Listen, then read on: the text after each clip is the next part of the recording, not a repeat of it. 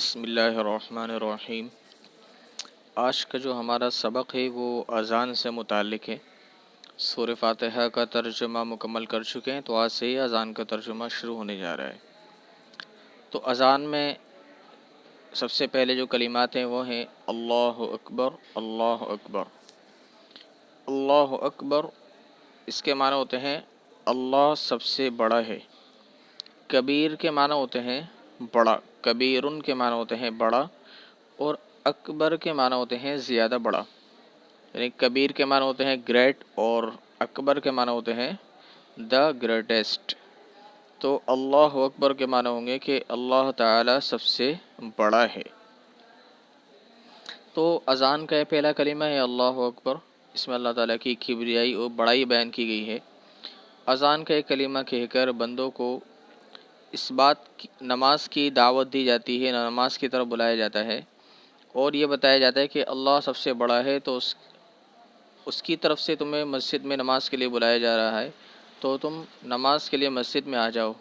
اگر عورتیں ہیں تو وہ گھر میں نماز کے لیے کھڑی ہو جائیں، نماز کی تیاری شروع کر دیں۔ اگر ہمیں جب اذان کی ہمارے کانوں میں آواز آتی ہے، اذان دی جاتی ہے، اگر ہم فوراً نماز کی تیاری شروع کر دیتے ہیں، نماز کا ارادہ کر لیتے ہیں، تو اس کا مطلب یہ ہے کہ ہم اللہ تعالیٰ کو بڑا مان رہے ہیں، ہم واقعی میں دل سے اللہ تعالیٰ کو بڑا مان رہے ہیں۔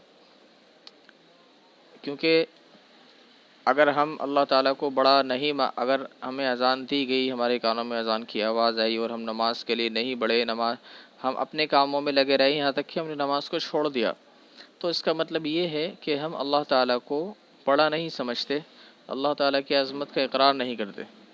اس کا جو اظہار ہے وہ انسان کے عمل سے ہی ہو سکتا ہے کہ یہ شخص اللہ تعالیٰ کو بڑا سمجھتا ہے نہیں سمجھتا ہے۔ جیسے کہ کوئی آدمی کسی کے بارے میں کہے کہ میں اس شخص سے میں ڈرتا ہوں، اور لیکن جب وہ شخص سامنے آئے تو وہ اس کی طرف سے کوئی بھی خوف کے آثار ظاہر نہ ہو، خوف کی کوئی بھی سمبلز، کوئی علامتیں اس کی طرف سے نہ پائی جائیں، تو یہ کہا جائے گا کہ شخص سے ڈرتا نہیں ہے۔ تو جب اللہ تعالیٰ کو ہم بڑا مانتے ہیں، لیکن جب اللہ تعالیٰ کی طرف سے اذان دی جا رہی، آواز دی جا رہی ہے، دعوت دی جا رہی ہے، وہ کہا جا رہا ہے کہ اللہ سب سے بڑا ہے، تو ہم اگر نماز کے بعد نہیں پڑھ رہے، اس کا مطلب یہ ہے کہ ہم اللہ تعالیٰ کو بڑا نہیں مان رہے۔ تو اللہ تعالیٰ کو بڑا ماننا دل سے تبھی ہوگا جب کہ ہم اذان کی آواز سن کے فوراً نماز کی تیاری شروع کر دیں اور نماز پڑھنے کے لیے مسجد میں آ جائیں، یا ہوتے ہیں تو گھر میں نماز ادا کریں۔ اس کے بعد اشہد ان لا الہ الا اللہ، میں گواہی دیتا ہوں کہ اللہ کے سوا کوئی معبود نہیں ہے۔ اشہد معنی ہوتا ہے میں گواہی دیتا ہوں، ان کے معنی ہوتے ہیں کہ، لا الہ کے معنی ہوتے ہیں نہیں ہے کوئی معبود، لا کے معنی ہوتے ہیں نہیں، الہن کے معنی ہوتے ہیں معبود۔ اس کا جو پلورل لکھا ہوا ہے دیکھیے اس میں، وہ ہے آلہتن۔ الہن کا جو پلورل ہے وہ ہے آلہتن۔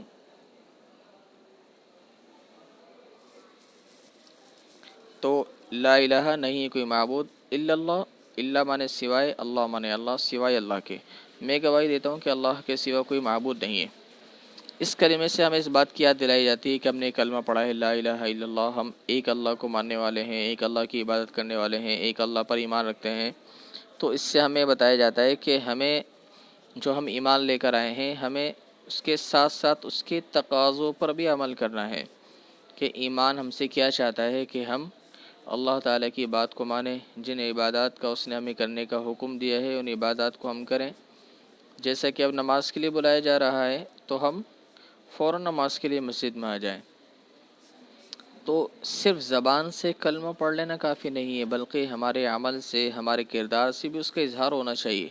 وہ تبھی ہوگا جب ہم پریکٹیکلی، عملی طور پر اس کا ثبوت دیں گے کہ ہم فوراً نماز کی تیاری کریں گے، نماز پڑھنے کے لیے مسجد میں آئیں گے، تو اس سے معلوم ہو جائے گا کہ ہم اس کے جو تقاضے ہیں ایمان کی جو ریکوائرمنٹس ہیں، ہم اس پر عمل کر رہے ہیں۔ اس کے بعد اشہد ان محمد رسول اللہ، میں گواہی دیتا ہوں کہ محمد صلی اللہ علیہ وسلم اللہ کے رسول ہیں۔ اشہد کے معنی ہوتے ہیں میں گواہی دیتا ہوں، ان کے معنی ہوتے ہیں کہ، محمد کے معنی ہوتے ہیں محمد، رسول اللہ اللہ کے رسول، رسول اللہ کا ترجمہ ہوتا ہے اللہ کے رسول۔ تو میں گواہی دیتا ہوں کہ محمد صلی اللہ علیہ وسلم اللہ کے رسول ہیں۔ اس میں اس بات کی گواہی دی گئی ہے کہ ہم محمد صلی اللہ علیہ وسلم کو اللہ تعالیٰ کا رسول مانتے ہیں، اور حضور ہمارے لیے آئیڈیل اور نمونہ ہے جیسے کہ قرآن کریم میں بتایا گیا ہے لَقَدْ كَانَ لَكُمْ فِي رَسُولِ اللَّهِ أُسْوَةٌ حَسَنَةٌ، تمہارے لیے اللہ کے رسول میں بہترین نمونہ عمدہ نمونہ ہے۔ تو اس بات کی ہمیں یاد دلائی جاتی ہے اور یہ بتایا جاتا ہے کہ ہم حضور صلی اللہ علیہ وسلم کی تعلیمات پر عمل کرنے والے ہیں، اور حضور نے نماز کی بہت زیادہ تاکید کی ہے، اور یہاں تک کہ فرمایا ہے کہ میرا جو لوگ مسجد میں جماعت کے وقت میں حاضر نہیں ہوتے اور اپنے گھروں میں نماز پڑھتے ہیں، ان کے بارے میں حضور نے فرمایا میرا دل یہ چاہتا ہے کہ میں ان کے گھروں میں جا کر آگ لگا دوں۔ حضور کیسی شخصیت ہیں، کتنے رحم کرنے والے ہیں، کتنی محبت کرنے والے ہیں، لیکن نماز کے معاملے میں حضور نے یہ بات فرمائی ہے۔ تو اس سے نماز کی اہمیت کا اندازہ ہوتا ہے اور ہمیں اذان میں ان ساری چیزوں کی یاد دلائی جاتی ہے۔ تو یہ تو اذان کے بارے میں ہوا ہے۔ باقی جو اگلا ہے گرامر کا ہے۔ گرامر میں دیکھیں، اس میں آیا ہے ہوا اور ہیا، جیسے کہ آپ کو بتایا گیا تھا، ان کو ہم بولتے ہیں ضمیریں، انگلش میں ان کو بولتے ہیں پروناؤنس۔ پروناؤنس بولتے ہیں، اور انگلش میں اور عربی میں ان کو ضمیریں بولتے ہیں۔ تو ہوا کے معنی ہوتے ہیں وہ ایک مرد جس کے لیے انگلش میں ہی یوز ہوتا ہے، اور ہیا کے معنی ہوتے ہیں وہ ایک عورت جس کے لیے انگلش میں شی یوز ہوتا ہے۔ لیکن جب یہی دونوں ضمیریں، یہ دونوں پروناؤنس جب کسی اسم کے ساتھ یعنی ناؤن کے ساتھ مل کر آتے ہیں تو اس کا ترجمہ ہو جاتا ہے اس کا۔ جیسے کہ ہو کے معنی ہوں گے ہوا کی جگہ ہو جائے گا ہو، اس کا ترجمہ ہوگا اس ایک مرد کا، جس کے لیے انگلش میں آتا ہے ہز یا پھر ہم یوز ہوتا ہے۔ اور ہمیں بولنا ہے ہیا کی جگہ اس کو جب کسی ناؤن کے ساتھ ہم ملائیں گے تو ہا بولیں گے، حالف زبرہ، اس کا ترجمہ ہوگا اس ایک عورت کا۔ اور انگلش میں اس کے لیے ہر یوز ہوتا ہے، اور عربی میں اس کے لیے ہا یوز ہوتا ہے۔